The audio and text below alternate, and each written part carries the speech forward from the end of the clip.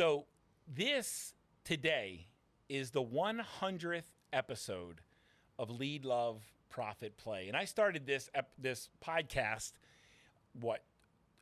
2 years ago, almost 2 years ago. And at the time, I didn't even think ahead to getting to this point. And I'm so excited that today's the 100th episode. And over the course of almost the last 2 years, I've spoken about my wife a lot.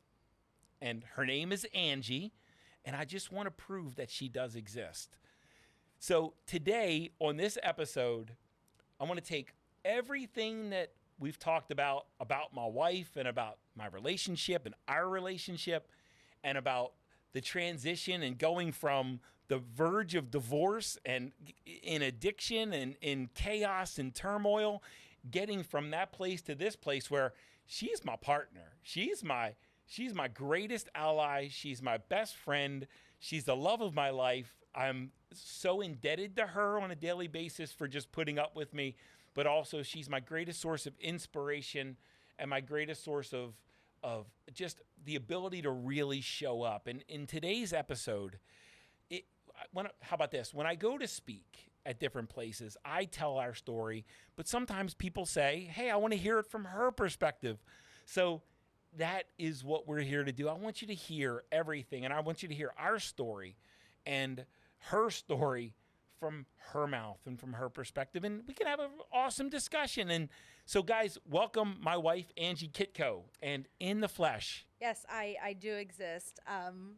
Super excited to be here. It's been really cool watching you build this over the past year and a half or whatever it's been. Here comes the waterworks. And to finally, I was actually, I made my own bet in my head to see how long it would take for you to cry. So I actually lost because it was a little bit longer. A little longer. Yeah.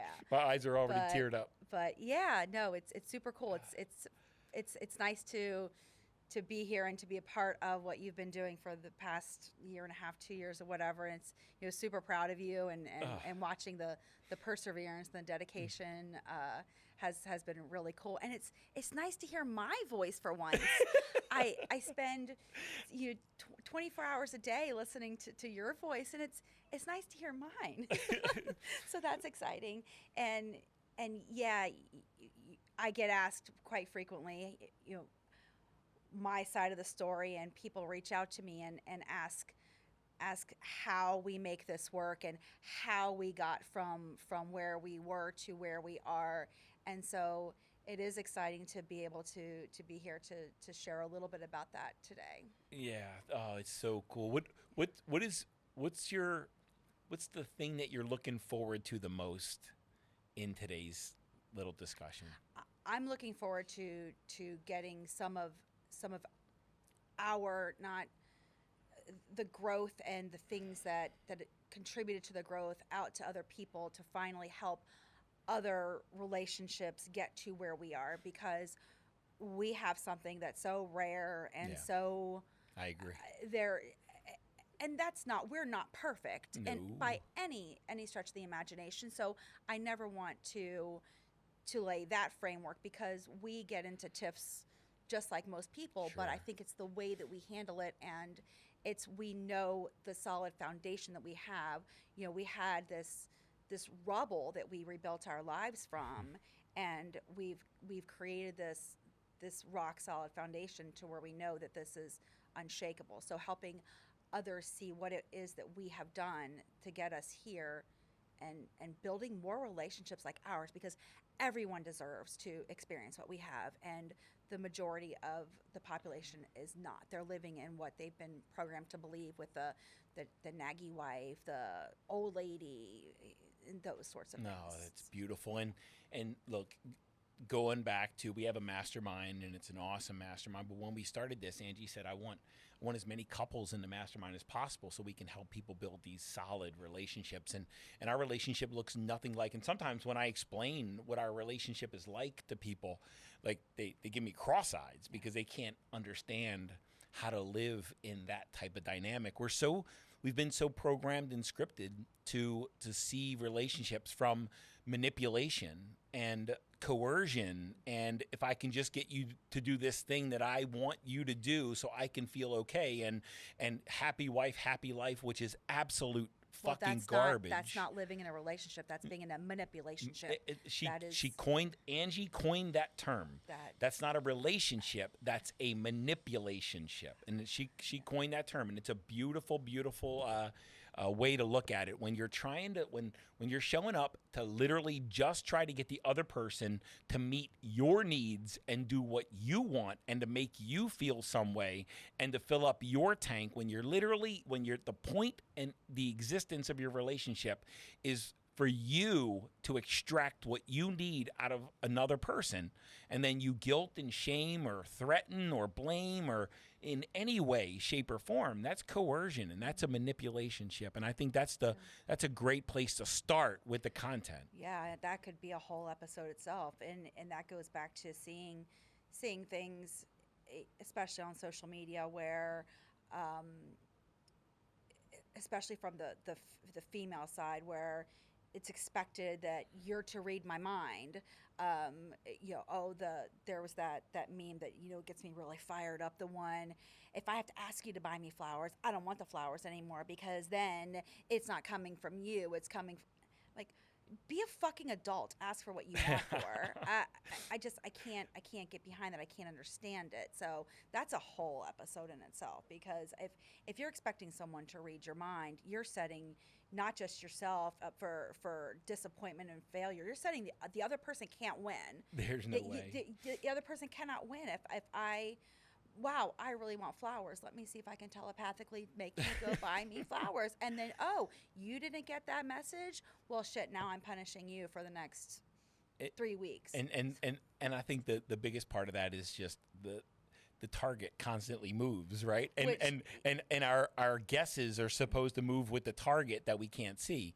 So and we lived in that. And that's what that was the next point is talk about what our relationship looked like from your perspective, and share what your perspective of my part and my role in it too. Well, I think that the Mother's Day story from oh my gosh.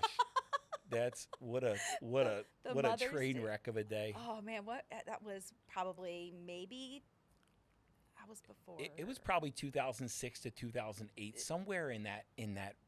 No, it was probably a little later, probably 2008 to 2010, somewhere in that range. Yeah. So the story was Mother's Day, and I wanted to go out for a brunch because that's what you're supposed to do on Mother's Day. And I don't remember even how I remember the story got started, but it was very simple. It was a very simple start to the conflict.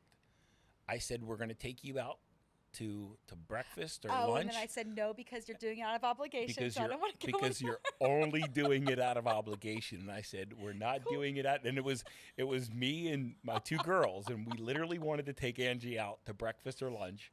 And I said, hey, we're going to take you out. And she literally said, no. No, you're doing it out of obligation. Only doing it out of obligation. So now I don't want to go. And now I started pleading with her, trying to convince her that we weren't doing it out of obligation, that we did indeed love her and want to honor her and want to cherish her and want to respect her.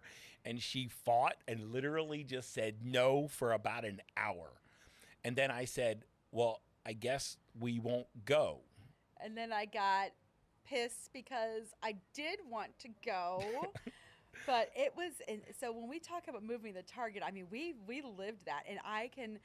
It's hard to go back and like remember those moments. Oh, it's funny sometimes, but it is hilarious. But I remember the conflict in my mind and recognizing, like, knowing, okay, this is stupid, but somehow not being able to get myself out of that loop. The swirl of drama. Yes. You got this swirl of chaos, but you can't break yourself out of it, right? Yeah, it was crazy. So and this was all very emotional. There were like tears and there was anger. No laughing. No, there were tears and anger and threats, and like, I mean, we were literally in an emotional freaking nightmare. Yeah.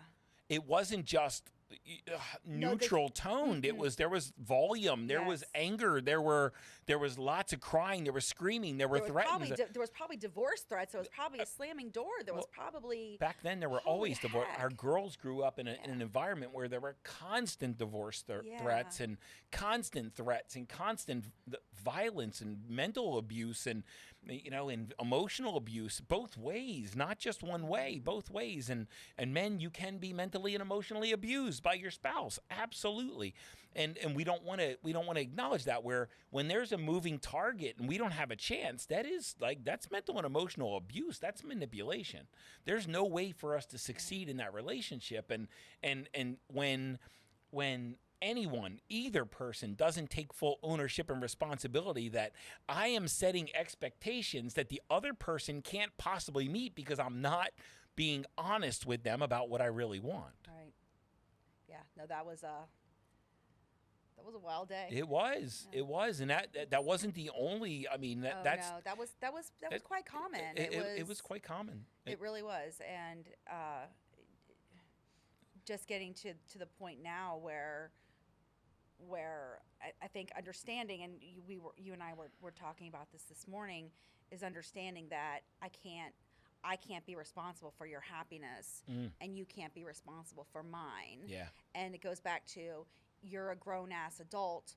What do you want? What are your current emotional needs? And how can you make that happen? Listen, we got 2 dogs. We got 2 Cavalier King Charles Spaniels, and Angie is an animal lover, and we have 2 cats and 2 dogs, and I was lied to as a child because I watched Tom and Jerry, and I was taught that cats and dogs can't coexist, but they can. Well, but anyway, latte wax West. Wax West. But we've got this little cabby, and his name is Finley, and Finley is, for most of the day, Finley separates himself and stays away, and he stays near his food bowl or whatever, and he stays near his balls or something. But at night, when we get in bed, his tennis balls, he loves his tennis balls. But at night, when we get in bed, Finley makes his way. He'll start looking at you, and then he'll make his way up to the bed, and he'll park himself right next to you, and we call it Finny Tank. And what that means is, at that point, he wants cuddles, he wants affection, he wants attention, and he wants love. The rest of the day, he didn't.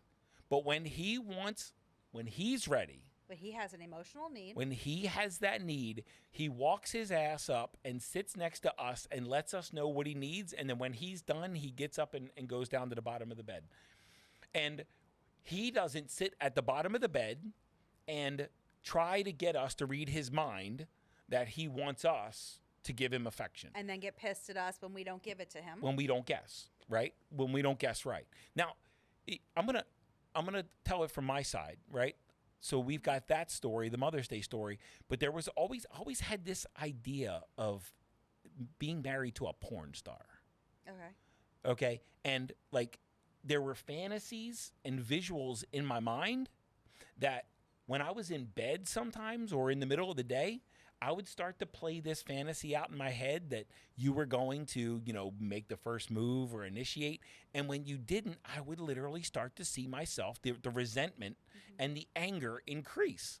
Instead of me just getting my Finny Tank met, I would literally start to, I guess, become resentful that you weren't reading my mind and you weren't fitting my image. And you weren't fitting that stereotype and that idea of what I thought sexual intimacy was, right, or sexual playfulness, or sexual exploits, whatever you want to call it. When you didn't fit that mold, I would start to get really angry. Right. Can you remember that? Yeah, no, that. But I also know that from my side, I know that anger that you feel, and we both have, there are certain things in our relationship that are still points of conflict, but not to the extremes that they used to be. But what are those? Well, my social needs, sure. my I'm a very social person, and Mike has some issues around, food and things that don't work for him. And, unfortunately, most of socialization is, hey, we're going to go out, we're going to grab a drink, let's grab something to eat. And that's not what he enjoys doing. So my social needs, and then your intimacy needs, and there are, I'm not a very affectionate person. I am more like a cat, where when it is time for my finny tank, I'll let you know, but I will swat you and claw you if it is not my finny tank time. The finny tank comes very quickly and goes away quickly. And again, I want to reiterate, I will swat you. Yeah. So I guess to tag on to that, I'm a very affectionate guy. I'm a very affectionate guy. You're very needy. I'm very needy. You're very needy. With touch, my love language is touch and affection, and I love that part, and that's just like not who you are at all. Right. There's no part of you that craves that on a regular basis. It comes and goes, just like the social part for me. And look, when we talk about me, the social part, I love the social aspect. It's just there's certain things that I put in my body that make me feel good, and there's a lot of things that I put in my body that don't. And when I honor my body, it pretty much means eating at home. Like when I truly honor my body, it 99% means not going out to eat and not going out to have drinks. It means staying true to who I am and what serves me and makes my energy increase. And that creates some conflict in life in general, because if you look, most connection and relationships in general revolve around food and alcohol in some way, shape, or form. When you get together with friends, typically there's food and alcohol involved. When you go out on a date, typically there's food and alcohol involved. When you do any type of social engagement, there's typically food and alcohol involved. And when that's the central theme or the central force in the socialization, that creates a problem for me. Right. I struggle on that. I struggle with that. Right. I just think it's important that and what we've gotten to is getting to the place where we honor and we respect what the other person needs. That doesn't mean that I know that the best thing for your well-being and our lives and your business is that for you to be in optimal health. And for me to want otherwise, I guess I made a post on Facebook one time that why would I want the person that I love and who's my best friend and that I want to be with more than anyone in the world, why would I want to cause undue stress or harm to them? And I think that came back to that post that I made about the flowers and having, the anxiety of, Mike, you don't enjoy planning things. I enjoy planning. Like I am the event coordinator for our business. I plan all of our retreats. I plan all of our family vacations. I enjoy that research. I enjoy the hunt. I enjoy the finding the perfect Airbnbs. And those are things that make me happy. Now, if I were to ask you to go out and plan our trip to Europe, that would cause you to go into just absolute meltdown mode. You would hate it. It's not something I would enjoy. And that's why the would part. why would I make my partner do something that I knew was intentionally causing you stress or anxiety or any of those things? I think that's one of the most important things to ask yourself in a relationship is what I'm asking of them. Am I causing harm to them? And if you are, that's back to the manipulationship. Sure. I would question your actual motives. love. Why are you in the relationship? Yes. Are you in it for each other, or are you just in it for yourself? I remember when you made that post in just, I guess, general. I don't think it was just in our mastermind, but one of our mastermind students reached out, and Angie has a call in our mastermind. Angie has a call with all the gals, Yes. all the ladies, and it's called the Women of Inner Wealth. Yep. has a call once a month with all the ladies, and they get together and they talk shop and they talk relationships and how to support, the entrepreneur or the businessman, or just how to support or how to be like a more, I guess, fulfilled woman in the world, right?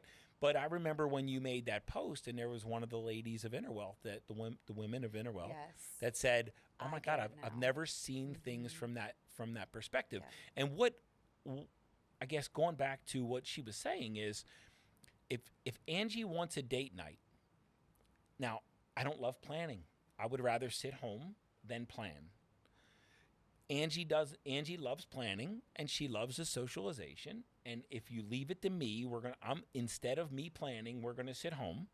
But Angie loves date nights. So if Angie wants a date night, Angie says, "Hey, on Thursday, I've made us arrangements, an appointment to go whatever, or I bought us tickets for this. Put it on your calendar." And what's my response? Okay. Okay. Yeah. I don't fight it. Yeah. And I'm always in, and I'm always excited to go and be part of it with you. I think it's just the leaving it up to me Right. to, and this is where our growth has been. Just because you want something doesn't mean I need to give it to you. It Right. means you can give it to yourself and invite me for the journey. So I'm going to flip this. The same thing sexually. Mm-hmm. The same exact thing sexually. I used to try to get Angie to read my mind, or I used to try to get manipulate Angie to try to have my physical needs met, which are many. Needy. The point being is, instead of me like coercing you, manipulating you, guilting, shaming Right. you to Right. do that, it's just, hey, you ready to rock? And what's your answer always? Yes. Yes. She's never told me no. And there were times we make it a lot harder than it is. When you, just like Finney, right? And his name's Finley. So, but just like Finney, when he's ready for that affection, he comes and lets you know. And when he is done, he walks away. He doesn't sit afar and try to like mentally manipulate you into coming to him. He gets his ass up and walks to you, sits down, and then he gets his Finny tank full. And when his Finny tank's full, he walks away. So pretty much we could learn a lot from Finley. It's just I guess until this point, I didn't even realize it. Yeah, no, be a grown ass adult and seek out what it is that you need at the moment. It seems so simple, but people just don't Yeah. get it. They don't get it. But look, there was a huge transition point for us. Yes. Absolutely huge transition point. And some people would call it the lowest of lows, but I don't look at it as the lowest of lows. What was that moment in your mind? Oh, it was 100% when you filed for divorce. Yeah. And it was the absolute greatest thing that ever happened. Here come the waterworks again. So take two. But I want to go back to when you lost your second job, because that there were two things that were the greatest things that ever happened to us, and that was one, and the second was when you filed for divorce, because without those two things, we wouldn't be here right now. And I remember that moment when you filed for divorce, and I remember the feeling, and I remember making the conscious decision to say, okay, that's not what I want.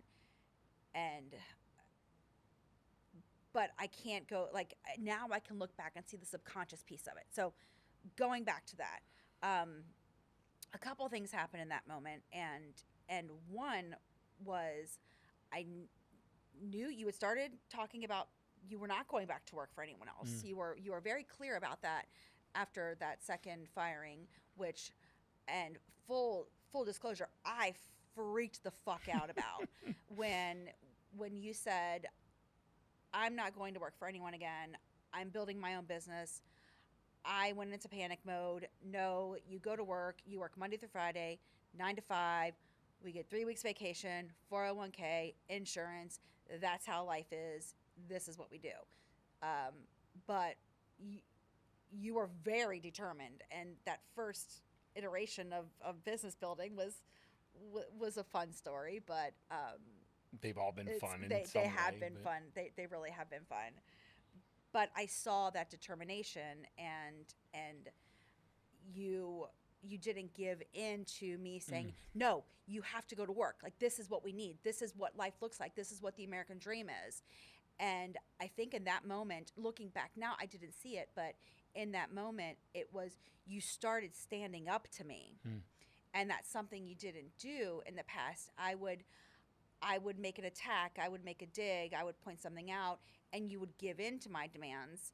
And subconsciously, that made me feel very unsafe, because if you can't stand up to me, how can you stand up for me? God, I love you. And I wish I could say that I knew that in that moment that hit me, but it didn't until years later, where I was like, oh shit, no wonder I was in such chaos and feeling unsafe, because this little bitch, when I would say, hey, get off the fucking treadmill, I want to go out to dinner, you, okay, and you would get off the treadmill and off we would go. True and that story. literally happened. True story. That literally happened. I was like, I wanted to go out to dinner, get the fuck off the treadmill, let's go. And my wife ran my life. I was not an authority in my life at all. My wife ran my life. And look, I'm glad you're here to talk about this and to reinforce this story, because if what I've seen, and guys, I'm not expecting anyone to go out and just make a drastic change. I love drastic change and extreme change, and I thrive in it, actually. But in that moment where I literally took control of my own life and my own direction, that's when everything started coming back into alignment for us. And instead of me trying to figure out how to make you happy, I decided what would make me happy, and I started doing that, and then you jumped on board. Right. And I also, I don't, this doesn't mean that you completely neglected me and what I, not at all, and who I was as a person, the things that I enjoyed and wanted to do. It was just, you made yourself a priority. Yeah. And again, I think we get so lost in the programming of the kids, the list of how and who comes first. You know, we got to the point where we started taking ourselves first. And then, you know, in my opinion, it was, in my list is me, our relationship, kids. And that's the way, that's the order of. It's kind of counterculture. It's totally counterculture. Yeah. And that's why you see so many husbands and wives getting divorced when the kids turn 18, because they don't know who the hell they are anymore. They don't realize that this is, you know, this person that I fell in love with, you know, we've been together, what, 24 years? 24, yeah. Yeah, we've been together 24 years. 24 this December. Yeah, and I'm probably on, I know I'm Angie version probably 17. We're not in love with the same person we were back on December 11th, 1999. Yeah.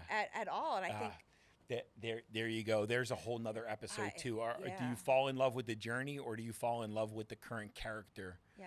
Right. It's beautiful. And I just teared up a couple more times. That's 3. Is we keep falling in love with the new person. Like, if over and over, I'm committed to the new Angie, just like I'm committed to this Angie. Yeah. Like, and I'm committed to the Angie beyond that one too. And I'm committed to now, all of this to be said, right? There are certain boundaries within a relationship based on integrity, and you get to decide where those boundaries are.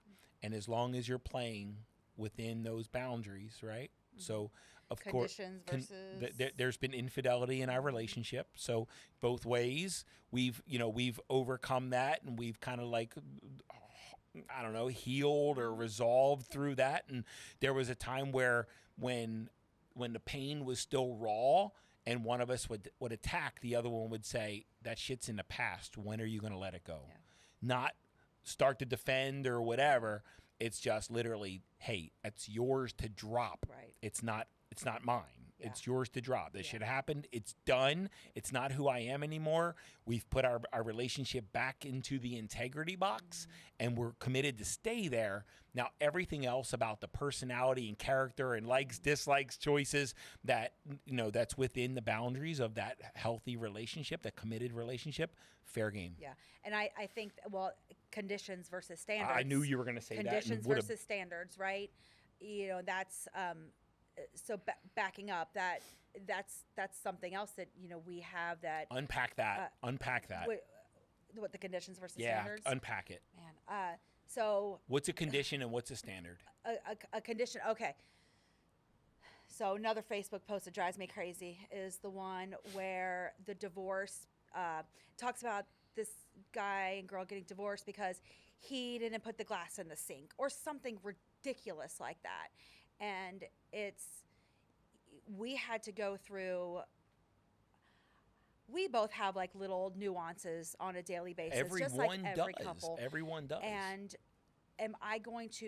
I like my counters wiped down several times a day. I can see the streaks. I don't like the crumbs. Whereas Mike, when I leave my robe on the bed or I leave my slippers on the floor in the bathroom, those things drive him crazy. Now, there was a time where I would get pissed because he is not wiping the counter up. And he would get pissed because I was leaving my robe and my slippers around. And instead of, again, being adults and saying, okay, counter needs to be wiped down, let me wipe the counter down, I would get angry because Mike's not wiping the counter down, or vice versa. He would get angry that my robe and slippers are laying around. And instead of just doing it ourselves, we get pissed at the other person, hold these conditions over them. And I'm going to get mad at you because the counter's just not important to you. Sure. It's not important to you. It's not that you're disrespecting me or disregarding what's the things that I find necessary on a daily basis. It's just not fucking important to you. And see, we can justify this in our mind, because in my mind, as you're talking through that, I'm like, of course the counters don't matter and the clutter does, because we've got cleaners that come in and clean the counters, and they're not going to clean up the clutter. So I can immediately justify my position in my mind, just like you can immediately justify the position in your mind. Cleanliness cleanliness matters more than clutter or whatever. But something as simple as, this morning, walking into the bathroom and there's a handbag on the bathroom floor. It puts me into a little momentary blip of fucking chaos that I'm like, why would anyone leave a handbag on the floor in the bathroom? That doesn't make any sense. But it's like, the question is that really a big deal? Right. Is it really that big of a deal to disrupt and to destroy your marriage and your relationship over? And I think those are all conditional. Those are conditions, yes. Conditional pieces. Yes. If you don't put this thing back where I want it, I'm going to withdraw my love and appreciation and respect to you. Yep. And when, every time every time there's a conflict based on some condition that's temporary, and that's my phone, and I'm not going to get up and get it.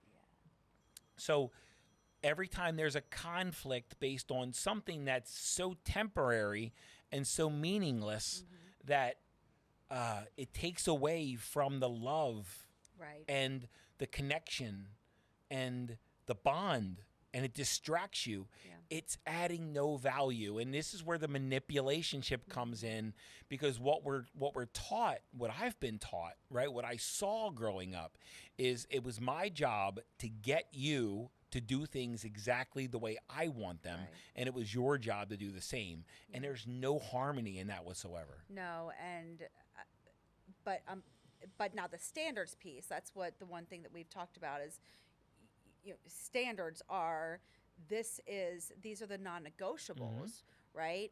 This is, you are my partner, you are my monogamous one person, we are in this together. That's a standard. Those are shared goals. Those are shared expectations. Those are things that we sit down and we have a life that our combined life. So 1 + 1 = 3. There's Mike. there's Angie, and then there's Mike and Angie. Mangie. Right? Okay, we're not. I just made this shit up. Yeah. That's So all. you got Mike, Angie, and Mangie. They're three completely separate entities. And again, I think a lot of people get that in that shade of gray where they can't separate themselves and everything has to be one. And that's something else that we've worked really hard to create is, Mike has Mike's stuff that Mike does, and I have things that I do. But then we have our shared goal, our shared vision, and we know what our life wants to look like. We have shared goals of travel. We have shared goals of monogamy. We have shared goals of, these are all standards that we've agreed on, that this is how our life is. But and as you're saying that, so I'm gonna go back. I got a couple points here. One is there's Mike, and there's Angie, and there's Mangie. And if I were to look at how I handled our marriage when it was in absolute chaos, is I believed there shouldn't have been a Mangie and an Angie. It should only be about Mike. That you just do things the way I want them done. So there was no 1 + 1 = 3. It was, you are here for my convenience. You are here for my, convenience is the best way. You're here to do things the way I want.